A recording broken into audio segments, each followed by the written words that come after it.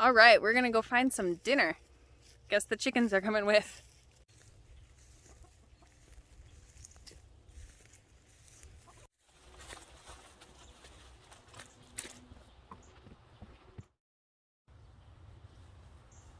Dog!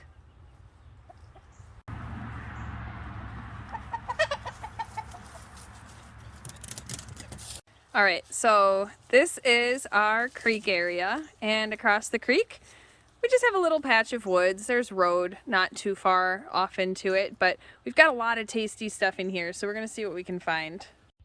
So this plant has a funny story for me.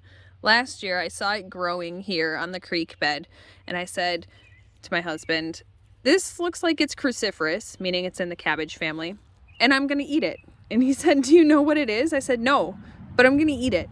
And he made me look it up. So I grudgingly looked it up, said, okay, it's called American cress. In Europe, they grow it as a vegetable. It's in the cabbage family. Can I eat it now? So now it's one of our favorite forages. This is probably one of my favorite places in our yard. Here we've got raspberries, we've got cleavers. Remember the bedstraw I showed you earlier? They're related. We've got thimbleberries growing in here. If I move a little bit further, I've got stinging nettle. These are all edible, all really highly nutritious. Fantastic to have around. So here's another one that some people love, some people call it a nuisance. And I think those are probably the same people. So I grew up thinking that these were called elephant ears, but it's actually a burdock plant. They're a biennial plant, meaning the first year, this one is a first year most likely, it comes up as just this low-lying plant with all of these broad leaves. And the second year, it grows a shoot up the middle, grows up into this tall flowered plant, and that's where all those little sticky burrs come from. That only happens on the second year plants. You won't see that on a first year plant. The roots are a huge taproot underground in the middle here. The second year, of course, the root is going to be much larger, much thicker. You can dig that taproot out, dry it, and use it for a lot of medicinal uses, a lot of them having to do with skin conditions, or you can eat it like a potato.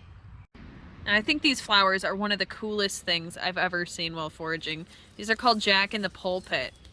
They kind of look like a lily. I'm not really sure if they're in the lily family, but I do know that underground they have a little disc-like tuber that can be dried out and ground into flour. So I've got a spot in here where I have found pheasantback before, which is a really tasty mushroom. So we're gonna check out my spot here. Ooh, I just almost walked into a spider web. It's about the right time. People have been posting them online from similar areas, and maybe I'll find one. Okay, this is where I found my pheasantback last year, and well, I wasn't wrong. There is pheasantback growing here. Unfortunately, it's super tiny. This stuff normally gets the size of my hand or bigger, so that one we're just gonna leave. There's a bunch of stumps through here, so I'm just gonna kind of poke around and see if there's anything tasty growing on any of them. Got a whole lot of nothing on this guy. My dog is finding his favorite treat, which is deer poop. Okay, you're not gonna be able to see it because it's super tiny for you, but there we go. That's what I spotted. Look at all of this. This is exactly what I was looking for. So you can see, this one's one of the smaller ones. That one's pretty flippin' huge.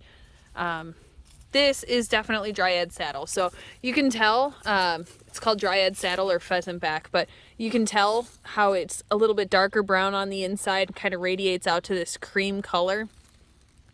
So this is what we're looking for, is these pores underneath the mushroom. If you see gills, you're not looking at the right mushroom.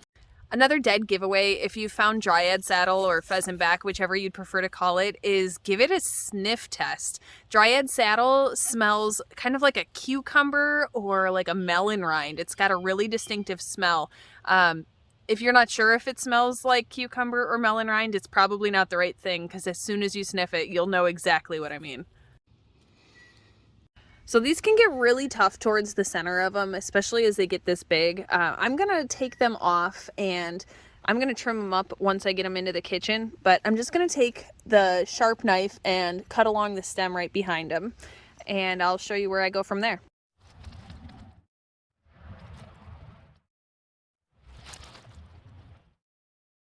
So there's something really interesting about the name Dryad Saddle. Dryad is actually supposed to be the spirit that lives inside of trees. So when you see Dryad Saddle on the side of a tree, that's where Dryad sits, the spirit that lives inside that tree.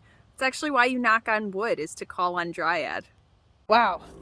This is like a couple of pounds of Dryad Saddle. Like this is gonna be a really good dinner.